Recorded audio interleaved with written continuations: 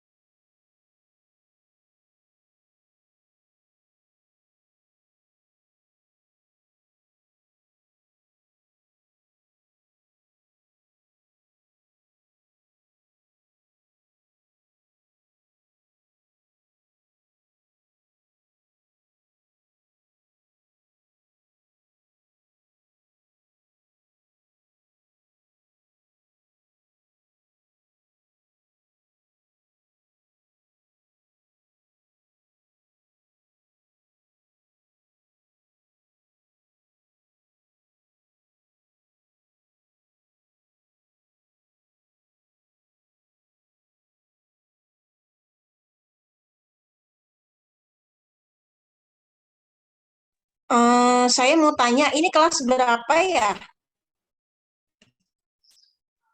Kelas 2B, Bu. SF 212B. Halo, halo. Iya, Bu. Kelas SF 21. Oh, SF 112B. PJ-nya siapa? PJ-nya Yulita, Bu. Oh, Belum masuk Yulita. kayaknya. Oke, oke. Berarti saya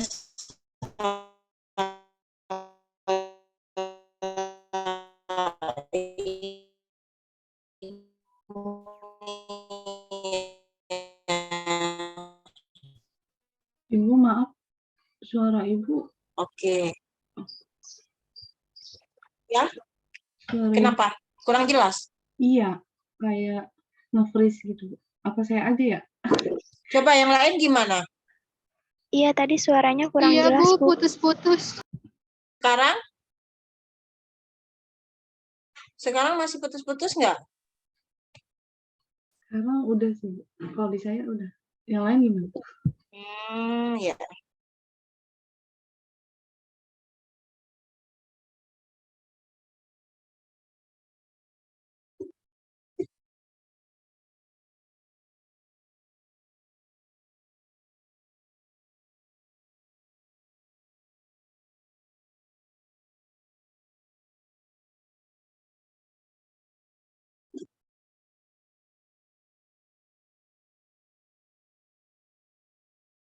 Oh iya, Mbak Yulita ya, saya salah.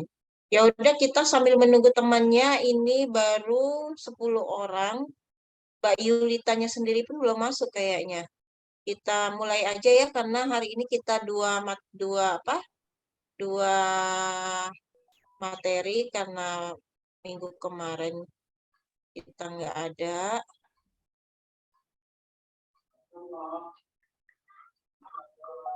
Sudah terlihat ininya, setnya. Sudah, Bu. Kita mulai saja. Selamat sore semuanya. Assalamualaikum warahmatullahi wabarakatuh.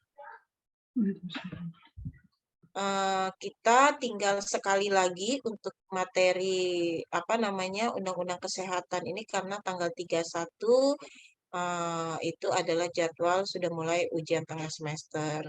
Nah, ini kita masuk ke materi fasilitas produksi sediaan farmasi.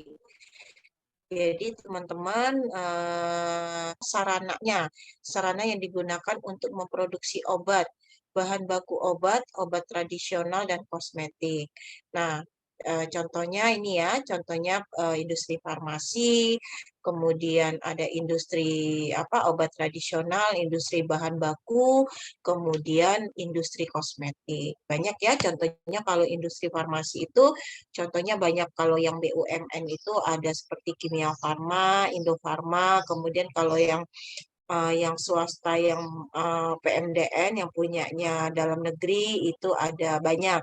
Ada Kalbe Farma, ada Dexa Medica dan sebagainya. Ada juga yang punya perusahaan industri farmasi yang punya luar negeri ya, punya asing. Nah, kemudian kalau untuk industri obat tradisional juga ada beberapa, mungkin teman-teman pernah dengar yang namanya orang tua, kemudian kalau yang kosmetik itu banyak ya, ada Marta Tilar, Sari Ayu, Martina Berto, dan sebagainya. Nah, berdasarkan PP 51 tahun 2009, tentang pekerjaan kefarmasian. Nah, yang dimaksud dengan sediaan farmasi itu adalah obat, bahan obat, obat tradisional, dan kosmetik. Kemudian tenaga kefarmasiannya itu terdiri dari tenaga yang melakukan pekerjaan kefarmasian itu terdiri atas apoteker dan tenaga teknis kefarmasian. Oke, nah ini adalah bagan pelayanan kefarmasian ya. Ini adalah alur atau tolong ini bagan pelayanan kefarmasian itu ada ini ya, ada sebenarnya ini bukan bagannya ya sih, ini lebih ke outcome pelayanan kefarmasian kalau outcome-nya ya. Kalau bagannya bukan ini. Outcome. Nah, ini ada outcome pelayanan kefarmasian. Nah, ini mengacunya juga sama PP 51 tahun 2009, di mana kriteria pelayanan kefarmasian itu merupakan pelayanan kefarmasian itu merupakan pelayanan langsung, kemudian bertanggung jawab kepada pasien berkaitan dengan sediaan farmasi untuk mencapai hasil yang pasti, kemudian bertujuan meningkatkan mutu kehidupan pasien. Nah, ini adalah tujuan dari akhir dari kita melakukan pelayanan kefarmasian itu tujuannya untuk apa? Nah, ini adalah endingnya, artinya ini ya outcome secara globalnya bahwa kita itu untuk meningkatkan pasien outcome, kemudian meningkatnya mutu pelayanan kesehatan, menekan biaya kesehatan, meningkatkan kepercayaan masyarakat. Nah, untuk teman-teman mungkin pernah dengar bahwa anggaran obat itu kalau di anggaran kesehatan secara luas itu anggaran kesehatan secara umum itu 40% dari anggaran kesehatan itu adalah untuk obat. Nah, bayangkan ternyata untuk farmasi ini untuk obat sendiri itu porsi biayanya lumayan ya, lumayan besar 40%. Nah, apabila kita misalnya bisa ini ya untuk pengeluaran negara untuk kuratif untuk penyembuhan penyakit artinya lebih menekankan preventifnya pencegahan penyakit artinya itu bisa menekan biaya kesehatan terutama yang penyakit-penyakit yang butuh pengobatan lama itu kan ini ya obat-obat program itu menggunakan dana negara gitu. Nah, itu juga adalah untuk bisa menekan biaya kesehatan. Nah, ini lingkup pekerjaan farmasi. Nah, lingkup pekerjaan farmasi itu ada dua bagian besar ya, ada dua bagian besar, bisa di fasilitas produksi dan distribusi, bisa di fasilitas pelayanan kefarmasian. Kalau di fasilitas produksi dan distribusi ya tadi, sarana produksi yaitu industri farmasi, kalau sarana distribusi itu bisa PBF, bisa apalagi itu PBF itu bisa PBF Alkes, PBF obat, kemudian Kalau yang kedua itu fasilitas pelayanan kefarmasian. Nah, ini yang teman-teman banyak ini ya bekerja di dalamnya gitu. Untuk fasilitas pelayanan kefarmasian itu ada rumah sakit, puskesmas, apotek dan klinik. Sekarang kita lanjut ke distribusi obat. Nah, apa yang dimaksud dengan distribusi obat? Ini sesuai CDO. Cara distribusi obat yang baik.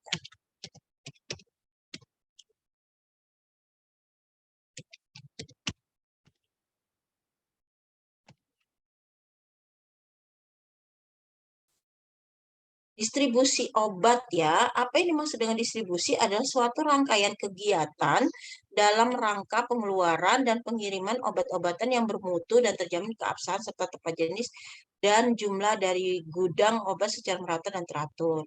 Nah, distribusi obat ini layaknya kalau produksi itu kalau produksi itu kan ada yang namanya CPOB ya, dalam membuat apa namanya obat-obat itu biasanya sesuai dengan CPOB, cara pembuatan obat yang baik. Nah, kalau distribusi itu punya acuan juga yang harus diikuti oleh perusahaan-perusahaan distribusi obat itu namanya CDOB, cara distribusi obat yang baik.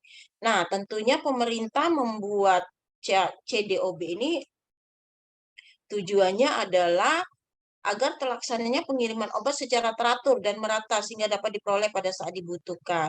Bayangkan kalau pemerintah tidak mengatur pengiriman obat, sementara kita ini Indonesia, negara kita ini kan negara kepulauan ya, negara kepulauan dengan geografis yang berbeda-beda dengan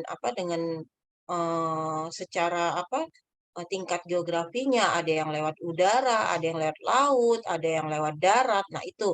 Jadi dengan adanya CDOB walaupun obat itu bisa sampai tepat waktu sesuai dengan ini ya sasarannya itu sesuai tepat waktu ke daerah-daerah terpencil sampai ke daerah timur, mungkin dari Aceh sampai Merauke gitu ya nah, itu. Kemudian terjamin kecukupan. Nah, kecukupan dan terpelihara efisiensi penggunaan obat di unit pelayanan kesehatan. Betul, terjamin kecukupan. Kan kadang di Indonesia yang daerah-daerah jauh dari Pulau Jawa itu mereka kadang teriak-teriak obat kosong gitu.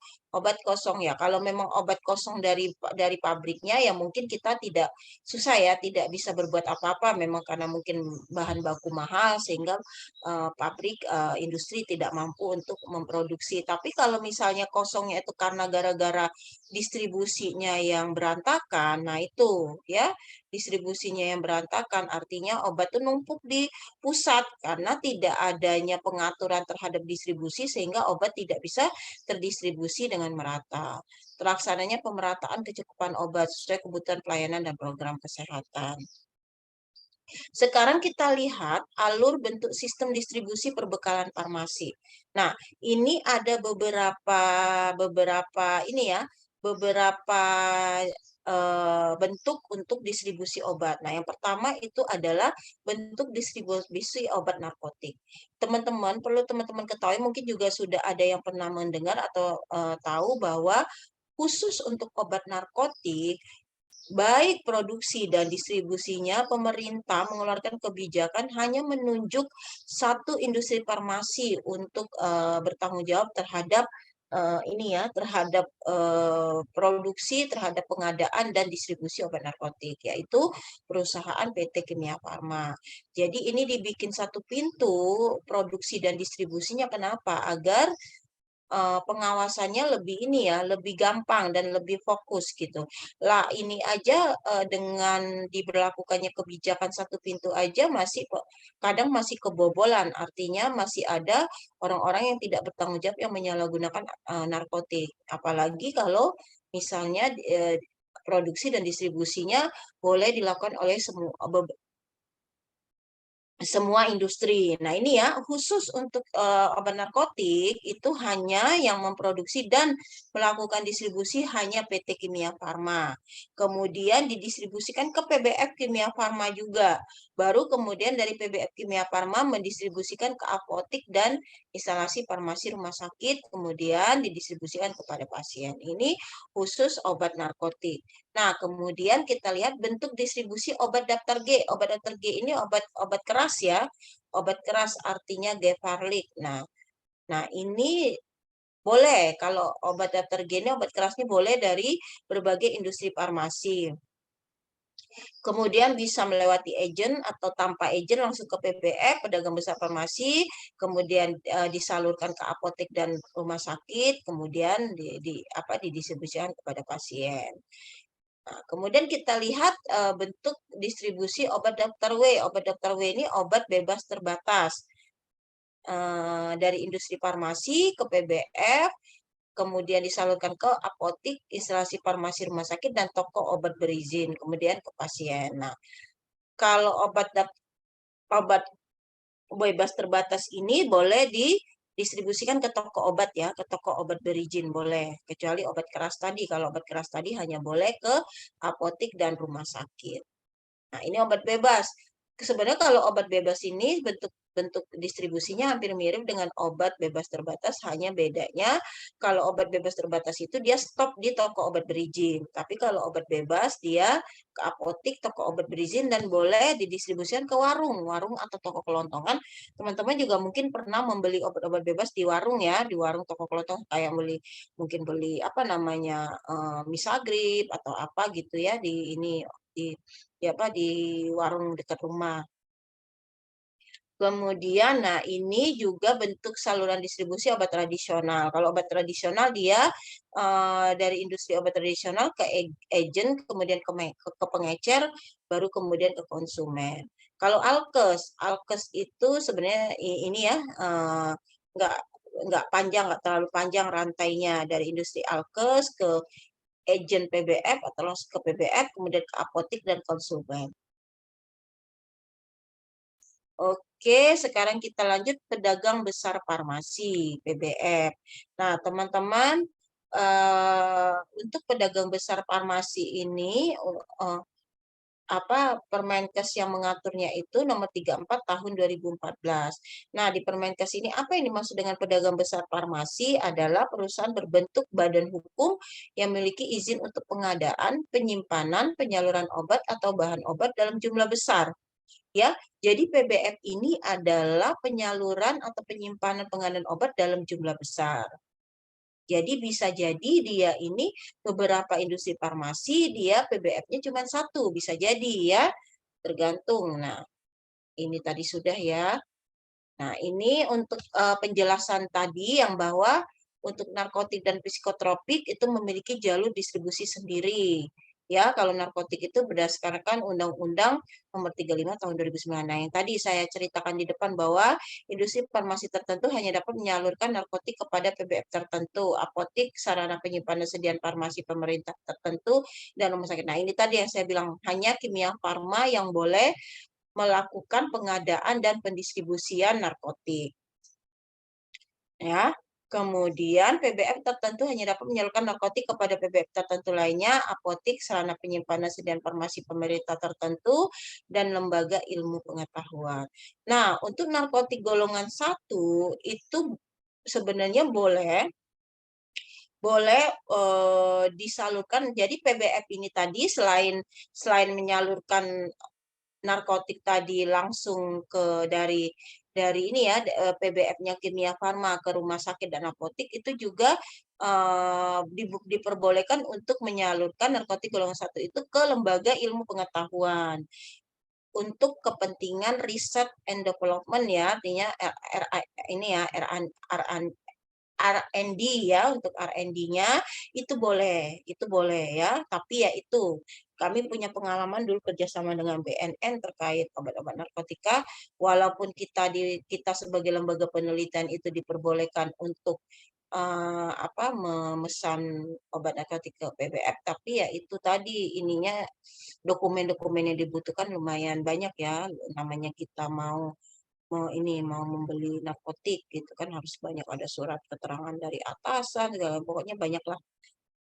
Nah, ini psikotropik. Kalau tadi penyaluran distribusi narkotik, ini kalau psikotropik. Psikotropik golongan 1 juga sama. Hanya dapat disalurkan oleh pabrik obat dan PBF kepada lembaga penelitian atau lembaga pendidikan saja. Oke, perizinan PBF. Siapa tahu nanti teman-teman begitu lulus nanti ingin mendirikan PBF. Ya, kita nggak tahu nanti ke depannya teman-teman kan ini ya usahanya apa, jangan-jangan menjadi pengusaha gitu kan. Nah, ini adalah PBF ini dia berbadan hukum PT. Jadi dia berbadan hukum PT atau koperasi, memiliki nomor pokok wajib pajak, memiliki apoteker sebagai penanggung jawab, dan apotekernya ini adalah warga negara Indonesia.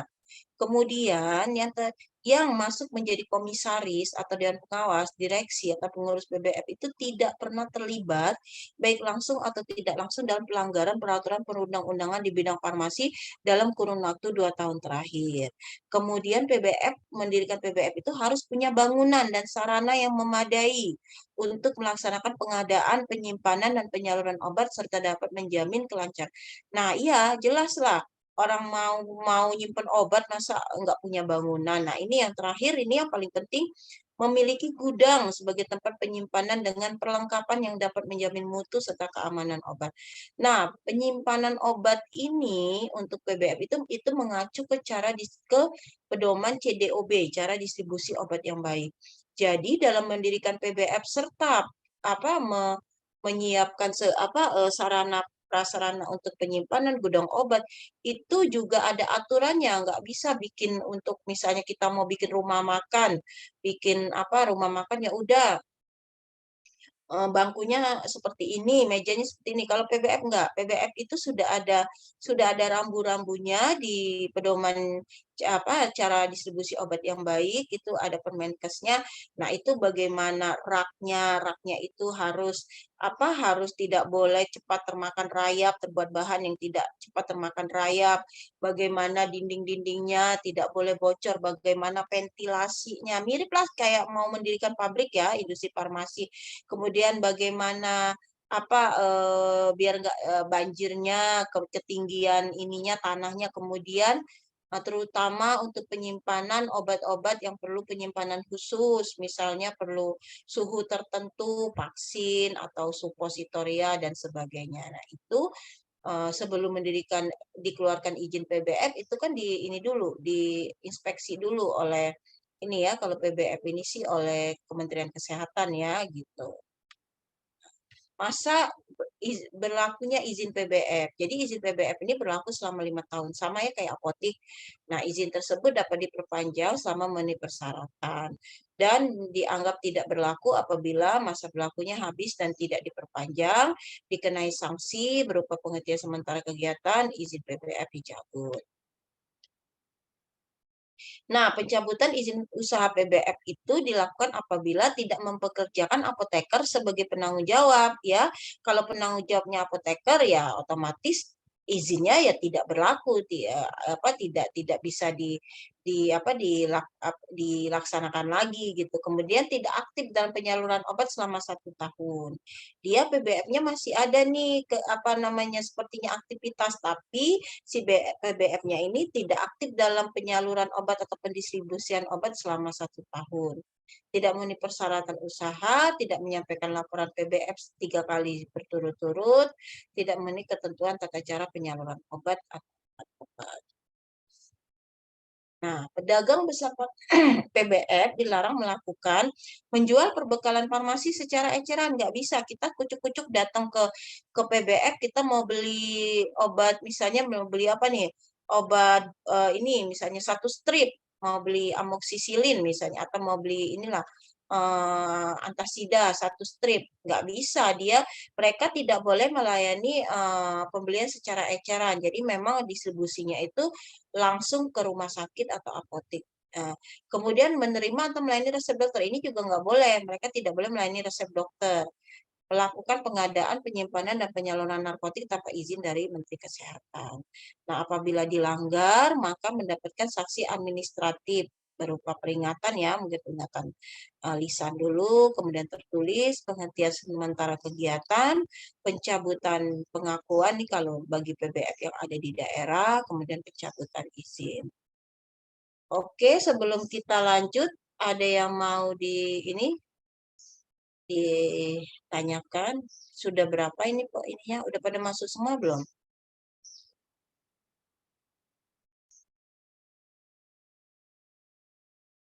Oh, udah masuk semua ya. Udah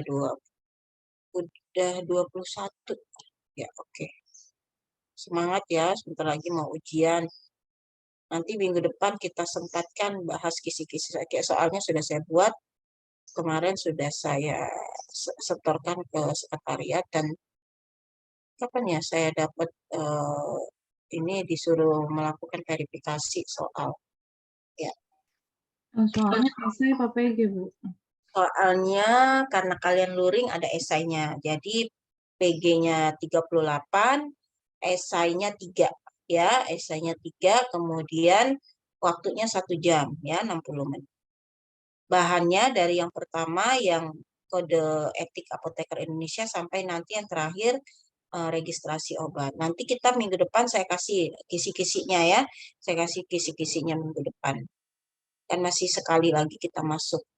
Oke, untuk selanjutnya pengertian apotik ya. Nah, ini kenapa apotik kok tiba-tiba nongol di sini gitu? Karena apotik ini selain PBF adalah salah satu wadah untuk distribusi obat ya. Nah, tadi kan ada di skema tadi bahwa dari PBF itu bisa ke rumah sakit, bisa ke apotik. Nah, apotik menurut Permenkes sebenarnya kalau apotik ini banyak ya ininya kita punya kalau apotik itu kita punya Permenkes nomor 73 tahun 2016 tentang standar pelayanan kefarmasian di apotik. Nah, menurut Permenkes ini bahwa yang dimaksud dengan apotik adalah suatu tempat tertentu, tempat dilakukannya pekerjaan kefarmasian dan penyaluran sediaan farmasi, perbekalan kesehatan lainnya kepada masyarakat.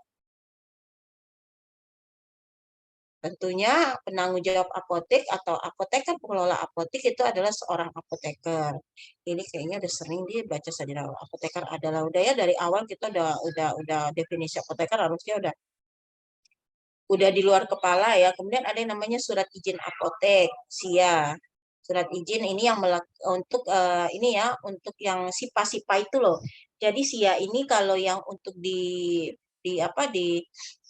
apotik itu dia SIPA kalau untuk SIKA kalau SIPA untuk kalau untuk di industri dan PBF dia SIKA. Nah, ini jadi dia melekat di apotik, jadi surat izin apotik ada surat izin diberikan oleh Menteri Kesehatan kepada apoteker atau apoteker bekerja sama dengan pemilik sarana untuk menyelenggarakan apotek di suatu tempat tertentu. Jadi si apoteker kalau mau menjadi apoteker pengelola apotek dia harus ngurus surat izin dulu.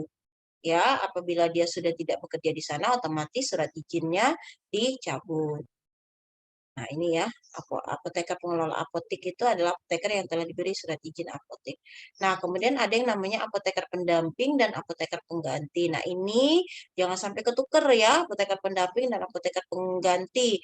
Jadi, clue-nya itu kalau apoteker pendamping, dia hanya menggantikan si apoteker pada jam-jam tertentu pada hari buka apotek. Tapi kalau apoteker pengganti, si apoteker ini menggantikan apoteker pengelola apotek selama apoteker pengelola apotek tersebut tidak berada di tempat secara 3 bulan berturut-turut terus-menerus.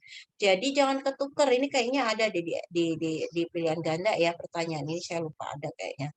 Nah, ini kalau pendamping itu dia sebenarnya si apotekernya masih kerja di sana, hanya dia menggantikan pada jam-jam tertentu. Misal apotekernya itu bisanya masuk, apoteker pengelola apoteknya hanya bisa masuk dia sepulang kerja dari jam 5 sampai jam 9 malam.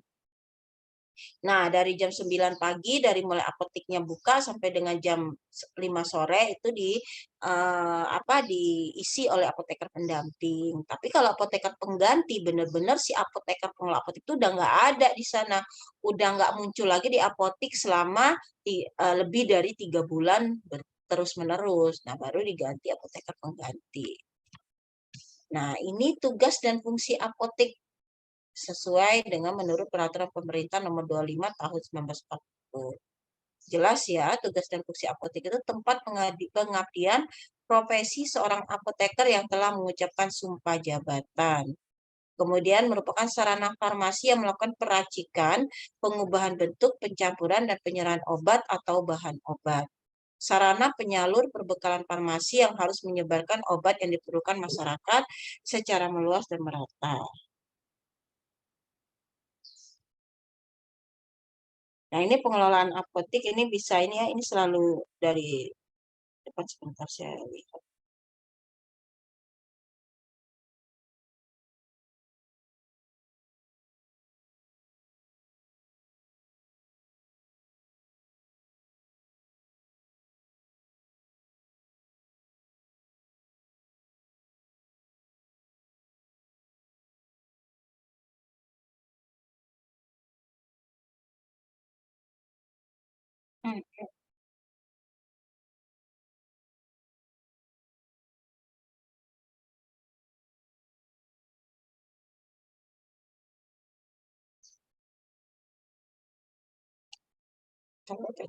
Nah, jenis pelayanan di apotek. Nah, ini tentunya teman-teman udah tahu lah kalau apalagi yang ini ya yang saat ini bekerja atau pernah bekerja. Apotek itu wajib melayani resep dokter, dokter gigi, dan dokter hewan. Pelayanan resep dimaksud sepenuhnya atas tanggung jawab apoteker, ya. Kemudian, nah ini aturan-aturan yang berkaitan terhadap apotek. Jadi ada kita punya Permenkes nomor 73 atau 74, kok tadi 73 sebentar. Salah ini. Bentar ya. Permenkes 74 ini puskesmas.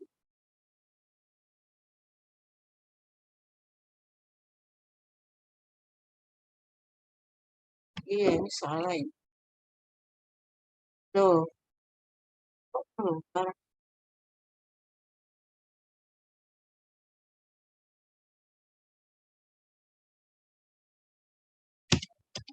Kalau 74 itu puskesmas. Nah, ini tadi kita punya Permenkes 73 tahun 2016 tentang standar pelayanan kefarmasian di apotek. Kemudian kita juga punya Permenkes nomor 31 tahun 2016 tentang perubahan terhadap Permenkes yang tentang izin praktek dan izin kerja tenaga kefarmasian. Kemudian kita punya Permenkes nomor 9 tahun 2017 tentang apotek. Jadi sebenarnya kalau regulasi atau aturan-aturan terkait apotek ini teman-teman bisa artinya banyak yang bisa diacu ya, yang bisa sebagai acuan dalam kita misalnya dalam melakukan pelayanan kefarmasian. Tapi kalau memang mau lihat standar pelayanan kefarmasian di apotek itu ada di ini di 73 tahun 2016 ini. Nah, ini lengkap walaupun sebenarnya di Permenkes nomor 9 tahun 2017 tentang apotek. Tapi kalau ini dia secara umum, kalau yang 73 dia lengkap apa ya per detil. Ini detil untuk penjelasannya pelayanan-pelayanan yang dilakukan di apotek, pelayanan kefarmasian yang dilakukan di apotek. Oke, nah izin apotek diberikan oleh Menteri Kesehatan yang kewenangannya dilimpahkan kepada Kepala Dinas. Biasanya izin apotek yaitu tadi, yang SIA tadi, itu yang ngeluarin adalah Kepala Dinas Kesehatan Kabupaten Kota setempat. Nah, tadi kita bicara tentang apotek ya. Apotek adalah salah satu wadah untuk penyaluran distribusi obat. Nah, setelah itu selain apotek tadi PBF ada instalasi farmasi rumah sakit.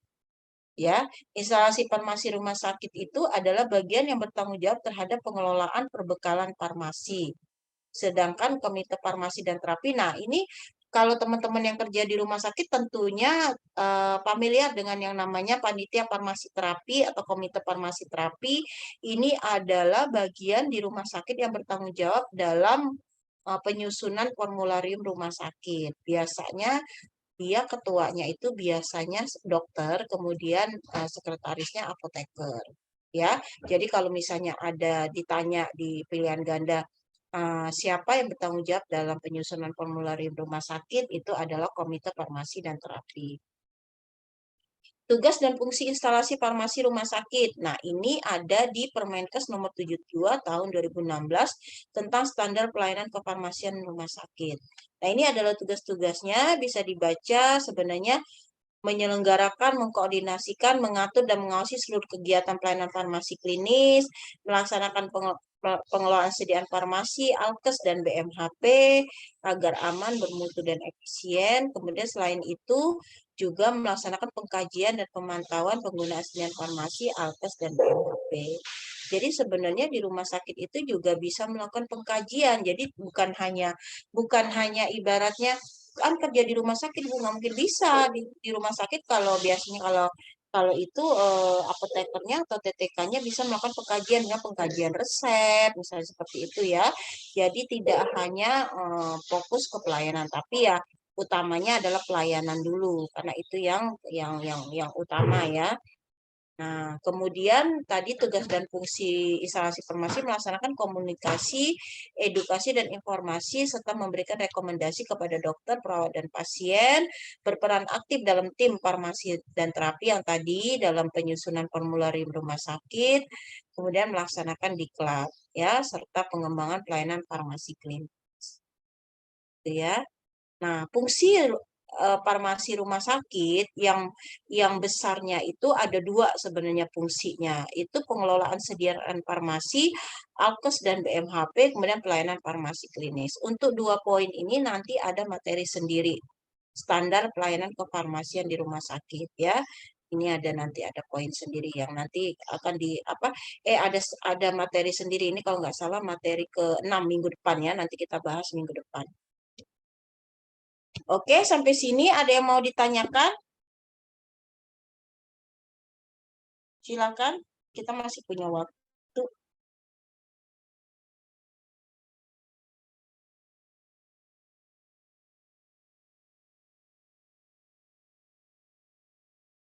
Bagaimana? Lanjut kah? Lanjut, Bu. Ya, lanjut ya. Ngantuk nggak? Saya kok ngantuk ya, karena cuacanya mendung ya, di hujan soalnya di Depok. Nah, ini ada pedagang eceran obat atau PEO. Saya mau tanya, ada yang tahu nggak PEO ini apa? Kalau nama familiarnya, nama gaulnya, ada yang tahu nggak? PEO itu apa? Maksudnya apa? Ini kan kalau istilah di Permenkes kan namanya PEO, tapi sebenarnya bahasa sehari-harinya ada yang lebih familiar. Ada yang tahu nggak? Ayo, nggak apa-apa, ngomong aja.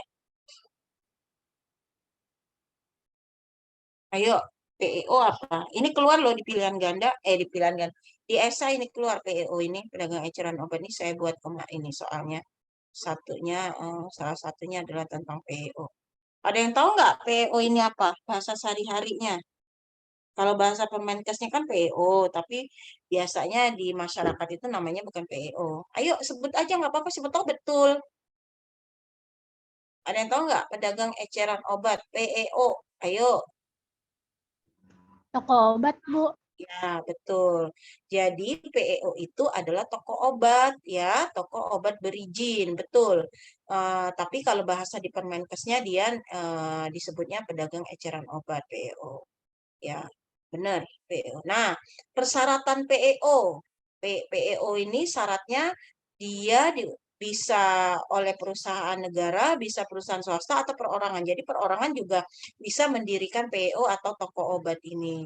Nah, penanggung jawab PEO ini, toko obat ini boleh seorang tenaga teknis kefarmasian ya. Boleh TTK boleh menjadi penanggung jawab toko obat. Untuk mendirikan PEO itu harus ada izin dari Kepala Dinas Kesehatan Kabupaten Kota setempat, ya, yang harus menyampaikan tembusannya kepada Menteri Kesehatan, Kadinkes Provinsi, dan Balai POM setempat.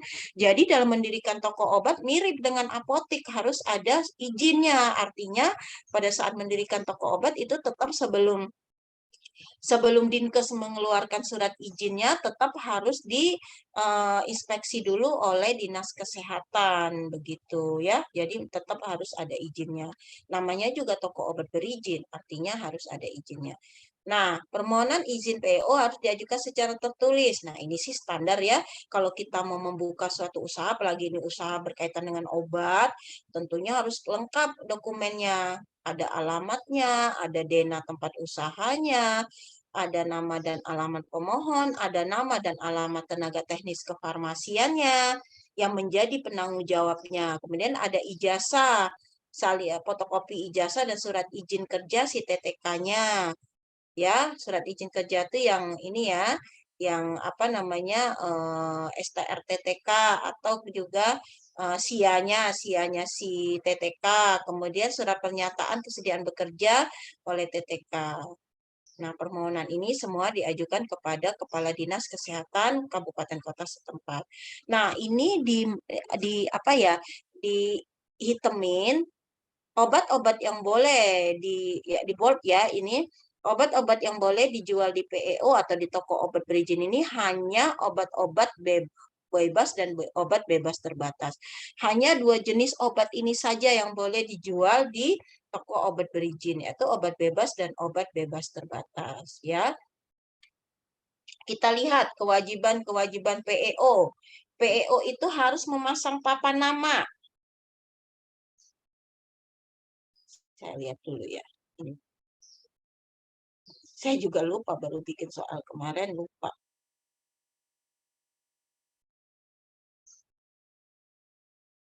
Nah, harus memasang papan nama dengan tulisan toko obat berizin. Kemudian tidak boleh menerima resep dokter dan masak.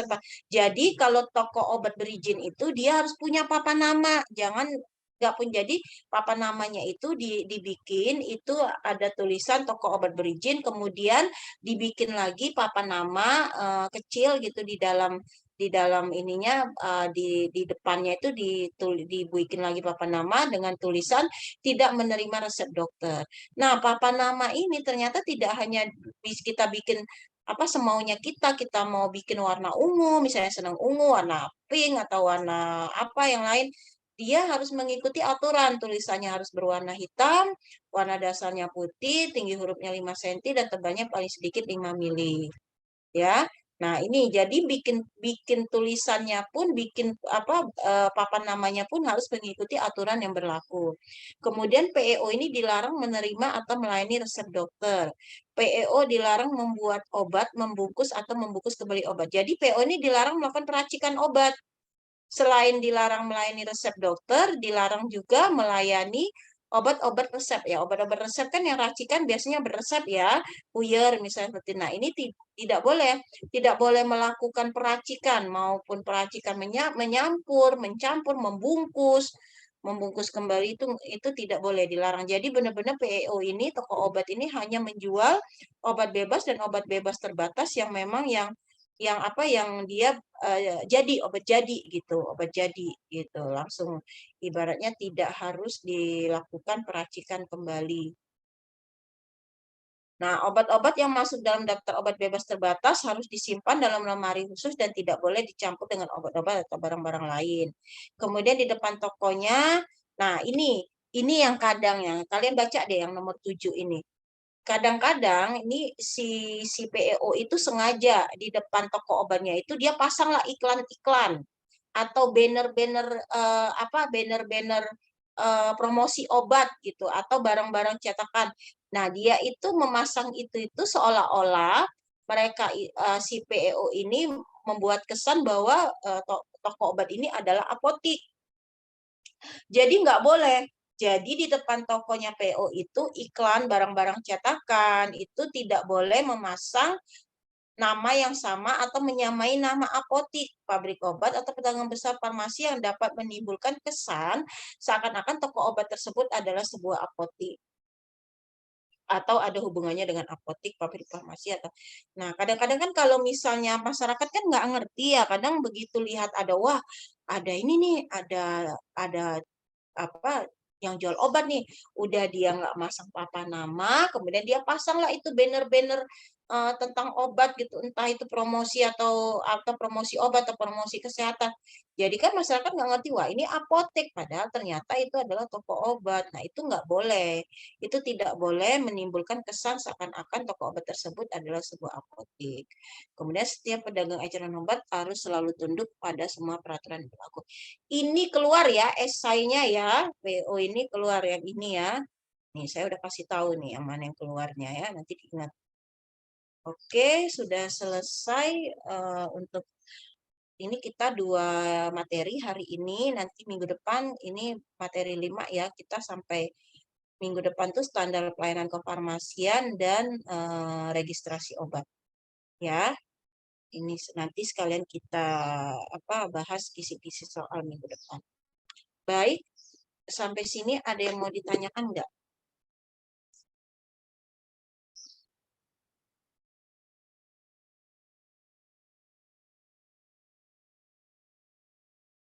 Nanti materinya saya udah kirim belum ya ke Mbak Yulita materi?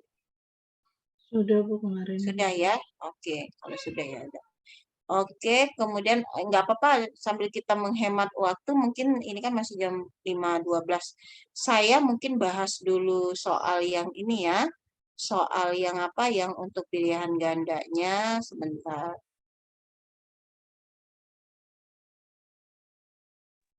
Egonya Soal 38 ya Bu?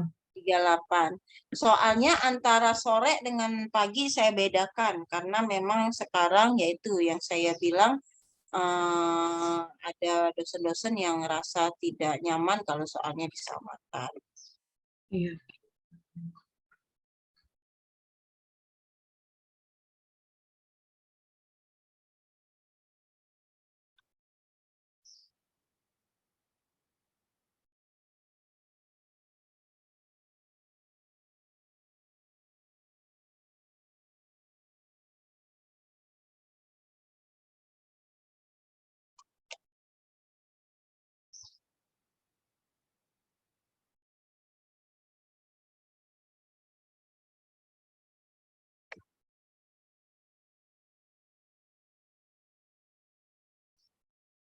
Oke, ini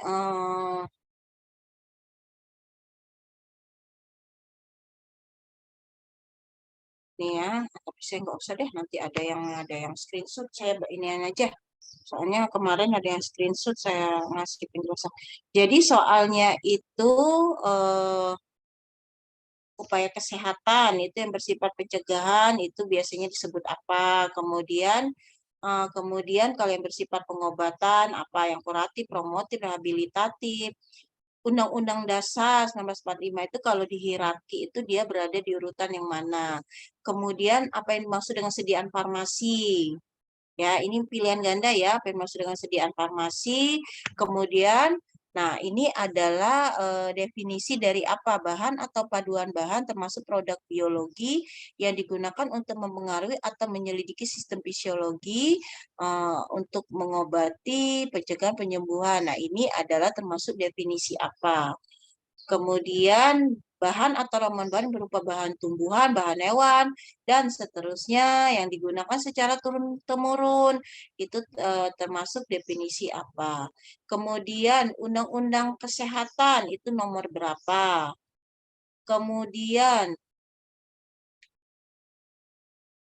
berdasarkan Undang-Undang 36 tahun 2014 tentang kesehatan, tenaga kefarmasian itu terdiri dari siapa aja.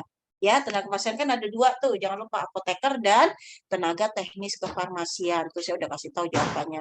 Kemudian menurut Undang-Undang 3 kesehatan, epidemiolog, tenaga promkes, ilmu perilaku, tenaga administrasi dan sebagainya biostat itu masuk ke dalam jenis tenaga kesehatan apa. Kemudian PP 51 tahun 2009 barusan tadi kita pelajari itu mengatur tentang apa. Obat daftar W dikenal juga sebagai obat apa. Ya, obat daftar W itu obat bebas terbatas tadi ada ya. Kemudian lingkup pekerjaan apoteker itu ada di mana saja. Terlaksananya pengiriman obat secara teratur dan merata sehingga dapat diperoleh pada saat dibutuhkan. Barusan tadi kita bahas itu salah satu tujuan dari apa. Nah, ini juga barusan tadi kita pelajari industri farmasi PT Kimia Farma hanya dapat menyalurkan obat atau bahan obat kepada PBF Kimia Farma, apotik, sarana penyimpanan sedang farmasi, dan rumah sakit. Ini merupakan jalur distribusi dari kemudian perusahaan berbentuk badan hukum yang memiliki izin untuk pengadaan, penyimpanan, penyaluran produk itu adalah definisi dari apa? Izin usaha PBF berlaku berapa tahun? Kemudian Permenkes 73 tahun 2016 mengatur tentang apa? Barusan tadi yang saya ini tadi saya edit tadi. Suatu tempat tertentu, tempat dilakukannya pekerjaan kefarmasian. Ini merupakan definisi dari apa? Jenis-jenis obat yang boleh dijual di toko obat berizin. Apoteker yang bekerja di apotik di samping apa atau menggantikannya pada jam-jam tertentu pada hari buka apotik adalah definisi dari apa. Kemudian apoteker yang menggantikan si apoteker pengelola apotik apabila si apotek tersebut tidak berada di tempat lebih dari 3 bulan secara terus-menerus, itu definisi dari apa. Yang tadi saya bilang jangan kebalik-balik ya gitu. Kemudian resep harus dirahasiakan dan disimpan di apotik dalam jangka waktu berapa tahun. Berdasarkan Permenkes 74 tahun 2016, kegiatan pelayanan kefarmasian di puskesmas dibagi. Nah, ini nanti, ini minggu depan. Kita stop sampai sini ya. Sampai nomor ini. Nanti minggu depan kita lanjut lagi karena ini belum nyampe ke sini. Minggu depan kita standar pelayanan kefarmasian dan registrasi. Jadi soal yang keluar ini saya tidak akan membuat soal yang tidak pernah saya berikan ya. Saya dari dulu, dari mulai saya bergabung di IKIFA, saya mengajar undang-undang kesehatan, saya selalu membuat soal yang ada di PPT dan artinya yang saya tidak akan membuat soal yang artinya saya tidak berikan ini kepada mahasiswa gitu. Dan selama saya menjadi dosen UK, jarang sih mahasiswanya nilainya jelek ya. Paling ada 1-2 lah yang nilainya tuh di bawah 50. Biasanya itu udah parah banget. Biasanya bagus-bagus ke UK tuh biasanya bagus-bagus gitu ya. Ya mudah-mudahan aja insya Allah pada bagus-bagus nilainya ya. Oke, ada yang mau ditanyakan? Itu sekilas info tentang kisi-kisi ya. Tadi saya tampilkan, cuman ada pengalaman kemarin ada yang screenshot. Nah, kebetulan memang saya nggak saya acak gitu sesuai. Makanya jadinya saya kecolongan deh gitu. Baik, ada yang mau ditanyakan sampai sini? Bu, kok ini Bu nggak dikasih tahu kunci jawabannya? Ya nanti ada, pokoknya ada di ini kok. Kalau resep itu disimpannya berapa tahun sih? Ada yang tahu nggak? 5 tahun. Itu udah pada tahu, udah pinter ya. Tahu ya. Itu sih Bu yang kebalik-balik yang tadi yang apoteker pengganti dengan apoteker. Nah, itu saya bilang apoteker pengganti itu sering banget itu kadang kalau dulu itu sering saya masukkan di esai. Kalau di apa cuman sekarang esainya saya gantilah kalau saya samakan dengan tahun kemarin nanti takutnya kok kayaknya nggak ini apa nggak kreatif gitu ya. Makanya biar jadi saya jadikan di pilihan ganda. Jadi sebenarnya kalau itu tadi sih sebenarnya intinya kalau ini resep itu bukan 5 tahun, 3 tahun. Ya, 3 tahun resep itu di apotik dalam jangka waktu ini ada di Permenkes kok. Bukan 5 tahun. Ya. Jadi kalau yang tadi antara apoteker pendamping dan pengganti, ingat aja kalau dia pendamping itu dia hanya artinya si apoteker itu masih ada. Apoteker itu masih ada, tapi si apoteker pendamping ini hanya mendampingi mengisi jamnya si apoteker pengelola apotik pada jam-jam tertentu. Jam-jam tertentu aja ingatnya, jam-jam tertentu di saat apotekernya tidak ada, jam-jam tertentu buka apotik, itu si apoteker pendamping menggantikan. Tapi kalau apoteker, karena dia ada kata-kata menggantikan ya, jadi agak gagal apa salah fokus jadinya. Tapi kalau kalian lebih cermat lagi kalimatnya, dia hanya menggantikan si apoteker di jam-jam tertentu dibuka apotik, di jam buka apotik. Tapi kalau apoteker pengganti, dia beneran menggantikan si apoteker pengelola apotik apabila si apoteker pengelola apotik itu tidak berada di tempat selama lebih dari 3 tahun, 3 bulan terus menerus. Itu aja sih. Kalau yang pendamping dia menggantikan pada saat jam-jam tertentu. Tapi kalau dia pengganti, dia menggantikan si apoteker apabila apoteker tidak hadir di apotik selama 3 tahun secara terus. Ya. Bismillah, lancarlah nanti ujiannya ya. Mulai saya gimana? Esai nantilah minggu depan aja ya. Nanti kalau di minggu depan nanti kita ini ya, biar beres dulu semuanya. Kalau esai tadi Sabtu udah, PEO. PO itu Tadi yang saya bilang, ini keluar loh ya. Nah itu. Sebenarnya kalau esai itu saya pesankan teman-teman nggak usah textbook. Maksudnya nggak mesti titik komanya harus sama nggak. Saya nggak akan juga ibaratnya titik komanya harus sama, Bu. Yang penting begitu saya baca, esainya itu masih nyambung, ya pasti saya kasih nilai gitu. Kadang walaupun ibaratnya dia nggak nyambung pun saya masih kasih nilai, ya paling nggak upah nulis lah gitu kan. Maksudnya dia udah usaha walaupun jawabannya tuh nggak nyambung banget gitu kan, pastilah saya kasihnya untuk. Nah, makanya kenapa saya kasih esai agar membantu pilihan ganda. Jadi kalau pilihan gandanya jeblok, esainya bisa membantu karena esai asal jangan kosong aja, jangan dikosongkan. Kalau dikosongkan otomatis sudah saya kasih nol udah. Kalau kosong, tapi kalau dia masih ada menulis itu misalnya ini juga maksudnya terbalik ya, misalnya mau mengerjakan nomor mana dulu silakan, nggak usah urut juga nggak apa-apa, misalnya yang bisa nomor 3 dulu atau yang bisa nomor 1 dulu gitu. Silakan ya. Tuh. Oke, saya absen dulu.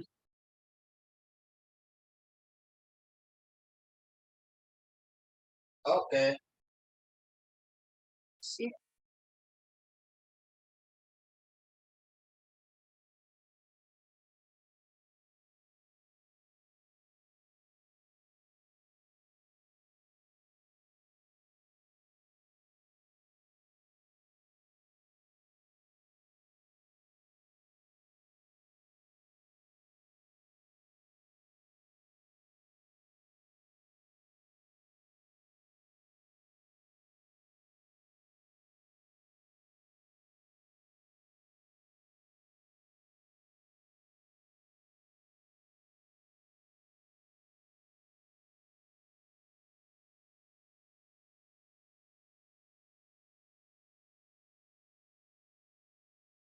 Silakan dibuka kameranya, saya absen dulu. Diah Ayu, Primastuti, Hadir, Bu. Anita Rahman, Hadir, Bu. Mala Komalasari, Mala Hadir, Bu. Muhammad Romli, Hadir, Bu. Yulita, Hadir, Bu. Trapelina Endi Pratiwi, Trapelina ada, Hadir, Bu. Lulu Ilmahnun, Hadir, Bu. Septi Berta Christine, Hadir, Bu. Ayodia Al-Zahra, Hadir, Bu. Ananda Sela Rahayu, Hadir, Bu. Sri Amalia Majid, Hadir, Bu. Iskandar Hakim, Hadir, Bu. Nia Febriana, Hadir, Bu. Azahra, Hadir, Bu. Tiara Andini, Tiara Andini ada? Oh iya, Nia Mulyani, Hadir, Bu. Setia Wafa Kairia, Hadir, Bu. Indah Oktavia, Hadir, Bu. Teguh Setiawan, Hadir, Bu. Siti Askia Zahra, Hadir, Bu. Ilmi Aulia Rabbani, Hadir, Bu. Selinia Melinda, Hadir, Bu. Silvi Nur Aini. Hadir, Ibu. Masuk semua ya, 24. Kok 24 sih? Harusnya 25. Siapa ya? Harusnya 25 loh. Kok Teguh ini sama Iskandar jadi satu, Bu. walah, kenapa satu kosan? Lagi bareng. Oh, berdua. Ya udah. Jangan, Bu. Berdua, Bu. Langkahnya berdua absennya ini. Ya elah, berarti absennya bagi 2 ya. Ya, jangan, Bu. Ya udah, oke ya. Jadi Oke, Bu. ya, apa namanya? Apa ya? Saya tadi mau ngomong apa ya?